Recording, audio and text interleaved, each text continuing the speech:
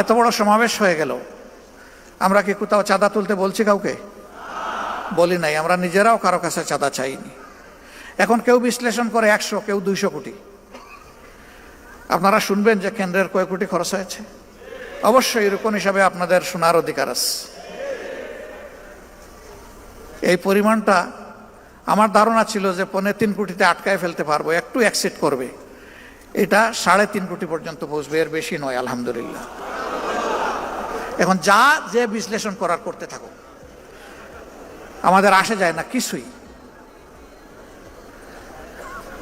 আমরা এই সমাবেশটা করেছি দুটি কারণে। একটি হচ্ছে 5 আগস্টের পর অনেক দল অনেক বড় বড় সমাবেশ করেছে, আমরা অস্থিরতা দেখাইনি। বাংলাদেশের জনগণের দেখার প্রয়োজন ছিল যে জামাতে ইসলামী আগামীর জন্য কতটা প্রস্তুত। এই প্রস্তুতির একটা ছোট্ট নমুনা হচ্ছে এই সমাবেশ। এই সমাবেশ করতে গিয়ে আমরা একেবারে জান কুরবান করে ফেলিনি। আমরা 2 মহানগরী আর উত্তর দক্ষিণ 2 ঢাকা অঞ্চল, এইটাকে একটু গুরুত্ব দিয়েছি। বাকি বলেছি আনফাল, আপনাদের কাজ নফল, যতটুকু আসতে পারেন। সবাই বলেছে একটা কৌটা দিলে ভালো হয়, দিলাম। আলহামদুলিল্লাহ, মুফস্সলের বেশিরভাগ এলাকা থেকে আমরা যা কৌটা দিয়েছি তার চেয়ে বেশি এসেছে। এরকম একটা সমাবেশ হলে 200 কোটি টাকা তো হিসাব করতে হবে। তার কারণ হলো খাওয়া দাওয়ার ব্যবস্থা করা, তার কারণ হলো আবার হাতে কিছু তুলে দেওয়া। কিন্তু না, এখানে যদি আমরা ওই সমাবেশে বসতাম, বলতাম যে বিভিন্ন জায়গায় বাক্স রাখা আছে, যে যা পারেন দিয়ে যান, আমার ধারণা বাক্সগুলা সংকুলান হতো না। কেন? প্রত্যেকটা মানুষ বিশ্বাস করে আমার হালাল রুজি থেকে যা দিব আল্লাহর দরবারে তা হবে আমার পক্ষ থেকে বিনিয়োগ। বিনিয়োগ করলেই তো আপনি লাভের আশা করবেন, মূলধনও টিকে থাকবে। এই জন্য তো আল্লাহ তাআলা বলেছেন উদাহরণ দিয়ে, যেন একটা শস্য বীজ তুমি রোপণ করলে, এটা থেকে একটা গাছ জন্ম নিল, তার থেকে 60টা ছড়া বের হলো, প্রত্যেকটা ছড়ায় 100টা করে দানা যুক্ত হলো। এরপরে এটা হলো কোরআনের ভাষা। হাদিসের ভাষা হলো আল্লাহ যার পর বেহিসাব খুশি হবেন তারে বেহিসাব দিবেন, কোনো হিসাব নাই। পড়ে গেলাম, উঠার চেষ্টা করলাম, আবার পড়ে গেলাম, আবার উঠার চেষ্টা করলাম, কিন্তু এই লোকেরা আমাকে জোরে ধরে ছাপাইয়ে বসাইয়ে দিল। সবাই বলতেছেন আপনি আর কথা বলতে পারবেন না। আমি বলতেছি যে কথা কিছু তো বলতে হবে, যেহেতু এখনো দম আসা যাওয়া করতেছে। যত সময় দম থাকবে কথা বন্ধ হবে কেন? সম্মানিত ভাইয়েরা এবং আমার বোনেরা, আমি শুনেছি অনেকে কান্নাকাটি করেছে।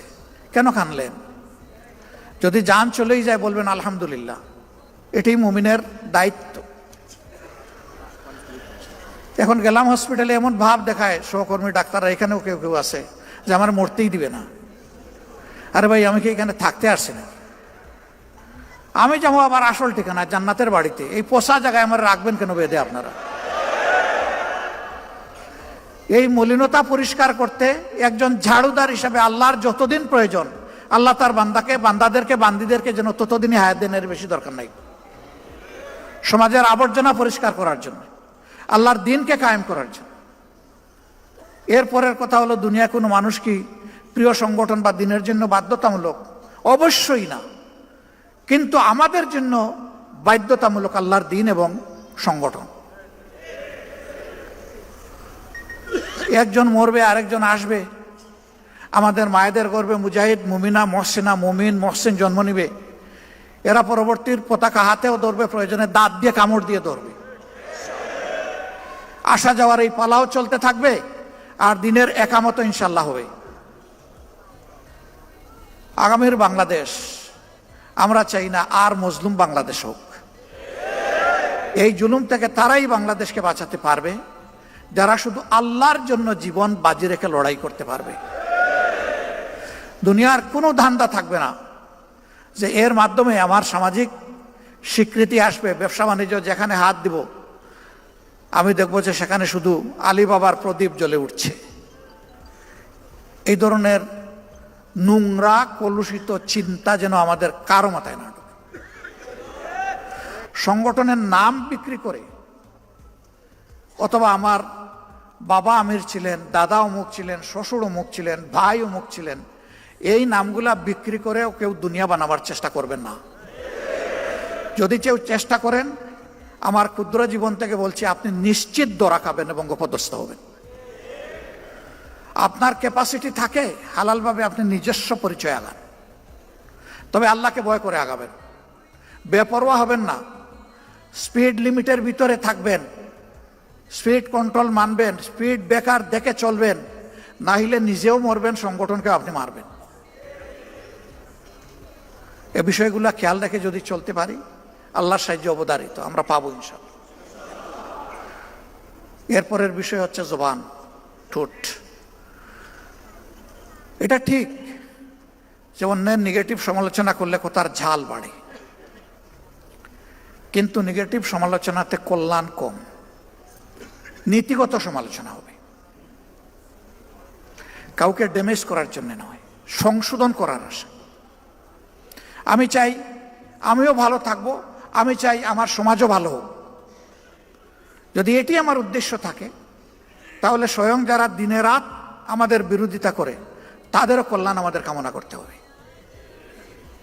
আল্লাহর কাছে দোয়া করতে হবে, এবং প্রত্যেকটি বক্তব্য হবে দাইল আল্লাহর ভাষায়। এমনকি সন্তানের সাথে যখন কথা বলবো সেটাও হবে দাইল আল্লাহর ভাষায়। স্ত্রীর সাথে যখন আমার আচরণ হবে সেটাও হবে দাইল আল্লাহর ভাষায়। এইভাবে যদি সর্বক্ষেত্রে আল্লাহকে ভয় করে দাইল আল্লাহর দায়িত্ব আমরা পালন করতে পারি, ইনশাআল্লাহ একামতে দিনের দায়িত্ব আঞ্জাম দেওয়া সহজ হয়ে যাবে। আগামীর বাংলাদেশকে জয় করতে হবে ইনশাআল্লাহ। মনে রাখবেন, জামাতে ইসলামী হেরে গেলে বাংলাদেশ হেরে যাবে। এই বাংলাদেশের আশার প্রদীপ নিবু নিবু থাকলে এটি জামাত ইসলামী। এই প্রদীপকে আরো তেল, আরো শক্তি দিয়ে ইনশাআল্লাহ পূর্ণ মাত্রায় প্রজ্বলিত করতে হবে। তাহলে আমরা পারবো তো ইনশাআল্লাহ সেই নমুনা পেশ করতে। আপনারা যে পরিমাণ দৌড়াবেন, আমাদের কর্মীরাও সেই পরিমাণ দৌড়াবে। আমি আশা করি ৫৬,০০০ বর্গমাইলকে কলুষ মুক্ত করার জন্য, সব ধরনের অশান্তি এবং জুলুম থেকে মুক্ত করার জন্যে এখন থেকে জিন্দেগির বাকি দিনগুলো, আগামী নির্বাচন নয়, জিন্দেগির বাকি দিনগুলো ইনশাআল্লাহ আমরা আল্লাহ তাআলাকে ওয়াকফ করে দিলাম।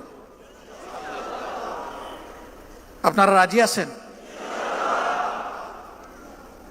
কিছু ভাই রাজি আছে, আবার কিছু ভাই এই দিকেও তাকায়।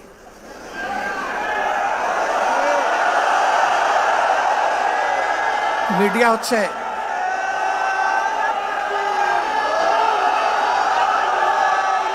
সম্মানিত ভাইরা, ওইটাই আল্লাহকে বলেছে, ইন্না সলাতি ওয়া নুসুকি ওয়া মাহইয়ায়া ওয়া মামাতি লিল্লাহি রাব্বিল আলামিন। হে আসমান জমিনের মালিক, তুমি সাক্ষী থাকো। আরেকবার আমরা তোমাকে সাক্ষী রেখে আমরা বলে দিলাম আমরা প্রস্তুত। আল্লাহ কবুল করুন। আপনার হায়াতও দাঁড়িয়ে নাই, ক্রমাগত হায়াতের বরফ গলছে। এ বরফ গলে গলে পানি হয়ে যাচ্ছে। এই পানির কোনো মূল্য নাই। যতক্ষণ হায়াত বরফ হিসাবে থাকবে ততক্ষণ মূল্য আছে। হ্যাঁ, বিবেকের হিসাবে যদি এটা মনে হয় যে আলহামদুলিল্লাহ আমার মধ্যে আগে এই দুর্বলতা, এই ত্রুটি ছিল, আল্লাহ তাআলার সাহায্যে আমার খুলুসিয়তপূর্ণ চেষ্টায় এগুলা অতিক্রম করা কিছুটা সম্ভব হয়েছে এবং আমি বাকিটা চেষ্টা করছি, তাইলে সেজদায় পড়ে আল্লাহ শুকর আদায় করা দরকার যে তিনি আপনাকে তৌফিক দিয়েছেন বলে আপনি পারছেন। কিন্তু এই অবস্থা যদি সৃষ্টি না হয়, মনে রাখবেন সৃষ্টির চলন্ত গাড়ি আপনার জন্য অপেক্ষা করবে না। এক স্টেশনের পর আরেক স্টেশন অতিক্রম করতে করতে আল্লাহ তাআলার দরবারে গিয়ে হাজির হয়ে যাবে। আপনি পিছনে পড়ে থাকবেন, এর কোনো অবকাশ নেই। রোকন হওয়ার পরেও যারা চিন্তা করেন যে আল্লাহ তাআলা আমাকে যে ক্যারিয়ার দিয়েছেন, একাডেমিক ক্যারিয়ার, এই ক্যারিয়ার দিয়ে এখনই কিছু রুজি করে না গেলে আমি যখন বৃদ্ধ হয়ে বিছনায় পড়ে যাব, আমার সন্তানরা আগত এবং অনাগত তারা যখন বড় হয়ে উঠবে তখন তাদের জন্য একটা আশ্রয়ের জায়গা আমি করে যেতে পারলাম কিনা।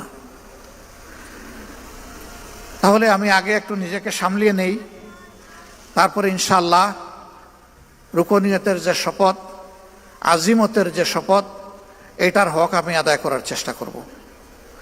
এই চিন্তা যাদের মধ্যে আসবে আপনি ধরে নেবেন যে আপনি ধ্বংসের পথে আগাচ্ছেন। ওয়াল আসর ইন্নাল ইনসানা লাফি খুসর, আপনি ওই ইনসানের মধ্যে পড়ে গেছেন। ইল্লাল্লাযীনা আমানু ওয়া আমিলুস সালিহ ওয়া তাওয়াসাউ বিল হক ওয়া তাওয়াসাউ বিস সবর।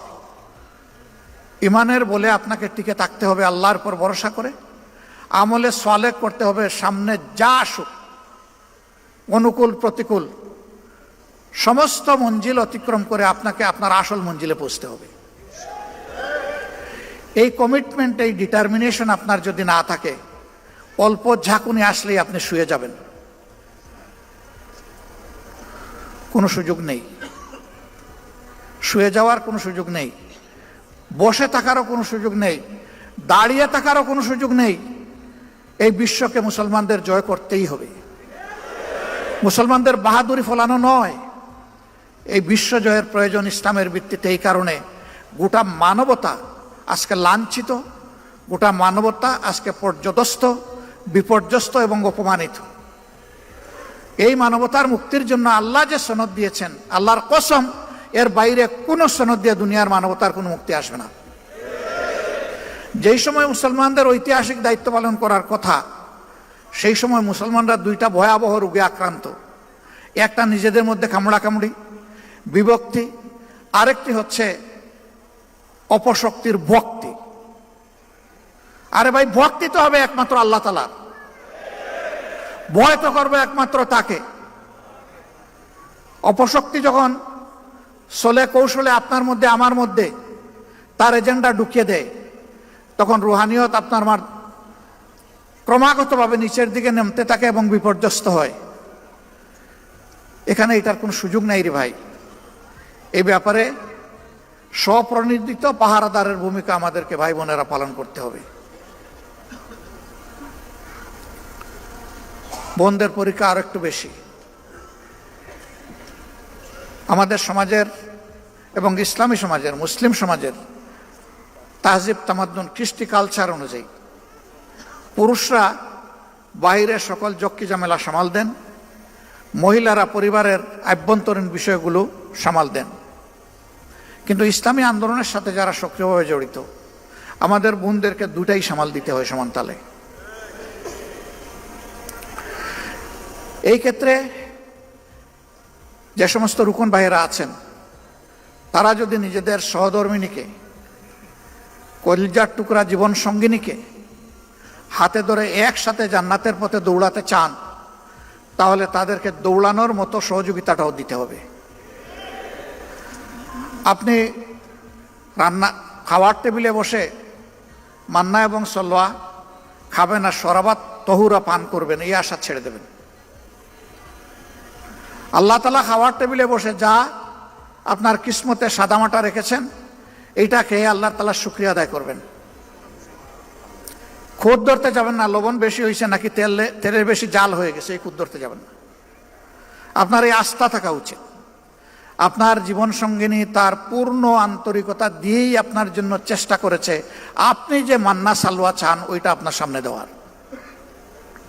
এরপরে মানুষ হিসাবে তার যদি কোনো ঘাটতি হয়ে যায়, অপরের ঘরে তো গিয়ে বলবেনও না, নিজের ঘরে কখনো বলবেন না যে লবণ আর একটু বাড়াইয়া দিও।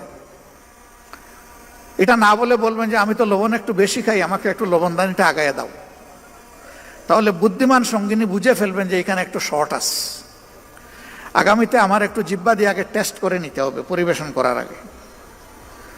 কিন্তু আপনি যদি বলেন যে এত কষ্ট করে বাজার করে এনে দিলাম, কি এইগুলা পাকাইছো, পাংশা, জিহ্বায় কিছুই লাগে না, কি করছো এইগুলা, দিলেন তো দিলেন, একেবারে কলিজার উপরে একটা মুগরের বাড়ি দিলেন। এটা করবেন না। এটা করলে তার যে পটেনশিয়াল এটা নষ্ট হয়ে যাবে। এরপরে সন্তান তো দুইজনেরই। আমার বোনটা কষ্ট করে গর্ভে ধারণ করলো, বুকের দুধ খাওয়ালো, লালন পোষণ করলো, এখন প্রোগ্রামে যাওয়ার সময় দিলেন তার সঙ্গে করে 2 বছর 2.5 বছরের বাচ্চারে, 1.5 বছরের বাচ্চারে। তো ওখানে গিয়ে মা বাচ্চা সামলাবে নাকি সে কর্মসূচিতে অংশগ্রহণ করবে? এই দিন আপনি হবেন মা আর উনি হবেন বাপ। এই অনুভূতি নিয়ে বাচ্চাকে আপনি সামলাবেন, ঘরে থেকে হোক অথবা ওখানে সঙ্গ দিয়ে হোক, দায়িত্ব আপনাকে নিতে হবে। আমি ছোট্ট 2-1টা উদাহরণ দিলাম। আর টাকা পয়সার ব্যাপারে ইনশাল্লাহ আপনাদের কিছু করতে হবে না, আলাদা, আমরা তার সাক্ষী।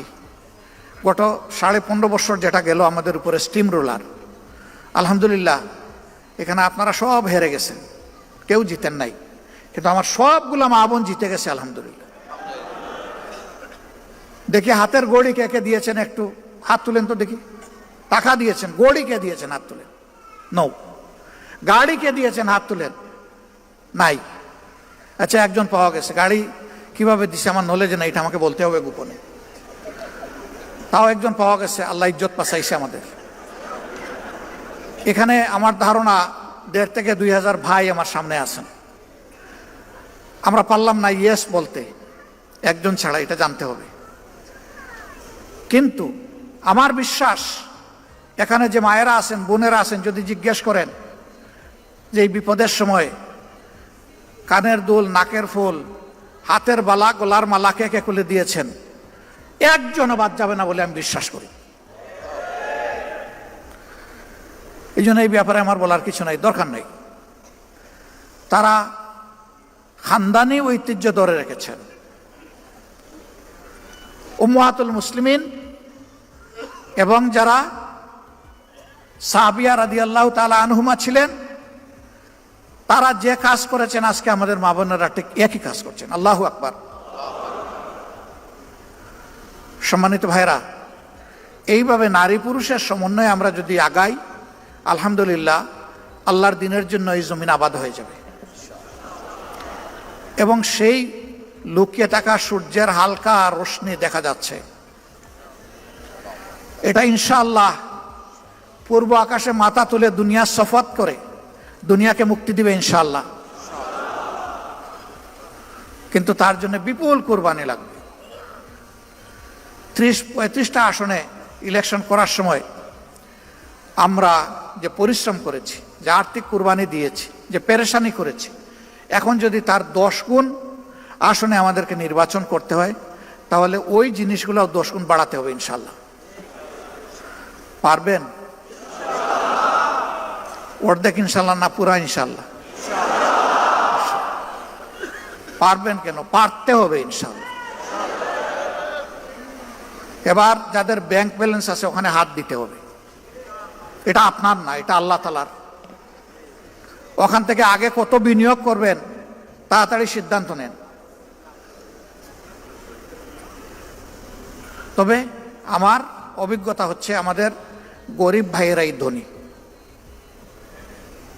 সচ্ছলরা আমার কথায় রাগ করবেন না, নিজেকে মিলিয়ে নেবেন। মাসে যিনি 5,000 টাকা, 10,000 টাকা, 15,000 টাকা বেতন পান, তারা কঠিন দিনগুলোতে 5, 10, 15,000-এর পুরোটাই দিয়ে দিয়েছে। কিন্তু আমাদের সচ্ছল ভাইয়েরা চিন্তা করেছেন, আমার তো এক মাসে 1 কোটি টাকা, আচ্ছা কত দিলে সবার চাইতে বেশি হবে? আপনি সবার সাথে কম্পিটিশন করতে গেলেন কেন? আল্লাহ আপনাকে যে নিয়ামত দিয়েছেন, আপনি আপনার সাথে কম্পিটিশন করেন। তাইলে তো আপনি নিজের উপরে ইনসাফ করতে পারবেন। বড় বড় ব্যবসায়ীরা আমাদের কাছে টাকার বস্তা নিয়ে এসেছে 5 তারিখের পরে। যারা এতদিন কেউ আমাদের নাম সহ্য করতে পারতো না, কেউ ওপেন প্লেসে গালিগালাজ করেছে, কেউ স্বৈরাচারকে সরাসরি সহযোগিতা করেছে, তারাও কেউ কেউ এসেছে, বিভিন্ন কায়দায় এসেছে। কিন্তু আমরা ওইদিকে ফিরে তাকাইনি ভাই।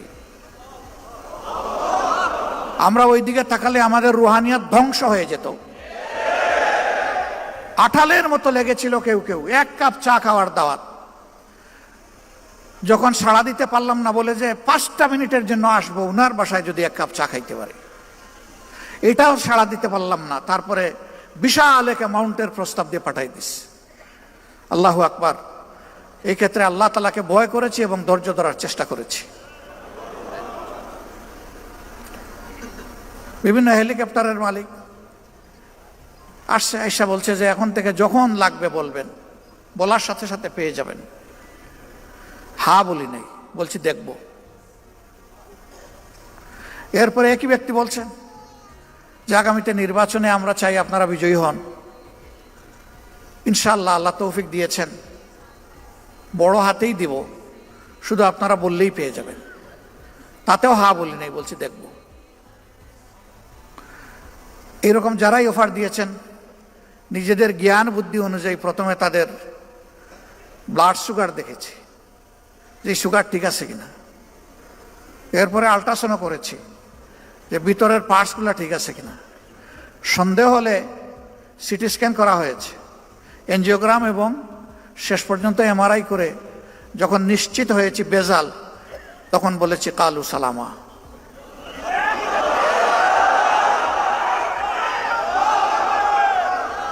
আমরা